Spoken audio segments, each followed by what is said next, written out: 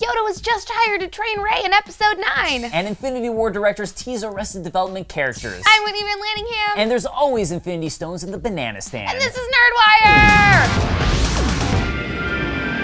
Infinity War directors Anthony and Joe Russo teased that fans of Arrested Development would be happy with Infinity War, stating, "There's a few surprises coming. I would say that Arrested Development fans should keep their eyes open in this one."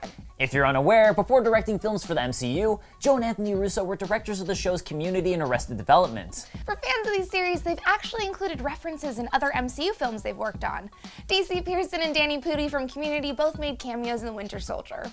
Meanwhile, Jim Rash, another actor from Community, made an appearance in Civil War. As far as Arrested Development Easter eggs go, a car that looks similar to the Bluth Company's stair car, of all things, could be seen during the airport battle in Civil War. That was far more exciting than when Spider-Man showed up. What do you think the Arrested Development Easter egg will be this time around? It's gotta be the banana stand. And an adult Michael Cera will still be running the banana stand, wondering what happened to his life? Things look so good for Mr. Manager. He went from being an awkward teenager who just wanted to get laid using Goldschlager to an angsty college graduate with no direction in his life, with weird video game superpowers, and now right back to working at the banana stand.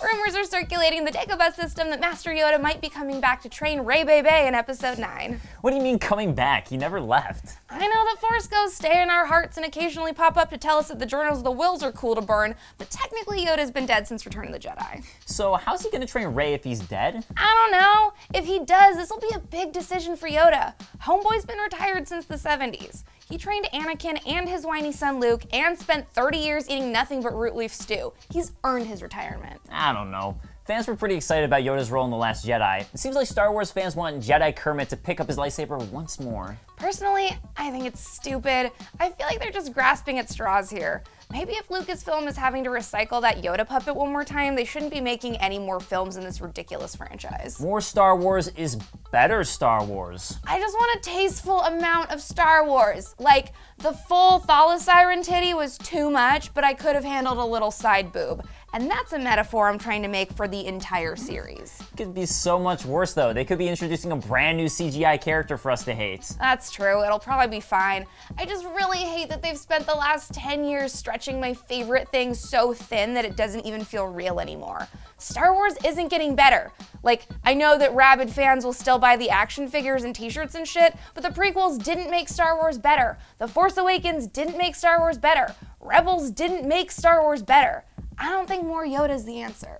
You know how the NES Mini and SNES Mini came out and released like hotcakes? Well, what if we told you that Sega wants in on the action of all that sweet, sweet money? Over the weekend, Sega announced they'd be bringing out the Mega Drive Mini. For those unaware, the Sega Mega Drive is the European and Japanese name for the Sega Genesis. Sega isn't the first company to look at Nintendo's success with the NES and SNES Mini and want a piece of that hot, hot action. Atari announced the Atari VCS, which is a weird hybrid of the 2600 and modern technology, which is set to sell for way too much money at $250 or $300. $350,000. $250. Wow, that was great. $250 or $300. Meanwhile, the Mega Drive Mini looks more like the Nintendo consoles and will likely sell for just under $100. And honestly, I'm not sure what to think about this. I'm super excited for the idea as I love the mini consoles and want a Sega one, but at the same time, my favorite Sonic game, Sonic 3, might not be included as At Games, whose technology is being used for the console, responded to questions that due to issues with music licensing, it wouldn't be included. How do you make a Mega Drive Mini without including Sonic 3? That's straight up crazy. Also, apparently At Games' last Sega emulator box released last year was hot garbage. I mean, I haven't played it, but that's the hearsay. Give me my good Genesis Mini! What if they just have Nintendo make it for them? Just like how Nintendo treated Sonic better than Sega ever did in Smash Brothers, Nintendo, save us in Sega! Just start making Sega games and hardware for them. I'll buy it. How do you feel about Arrested Development cameos in the MCU? Do you want Yoda to train Rey? Why stop there? Why not have Qui-Gon and Obi-Wan there too? Search your feelings. You know them to be true in the comment section, and don't forget to like and subscribe to Nerdwire. You can follow us on Twitter at Nerdwire HQ.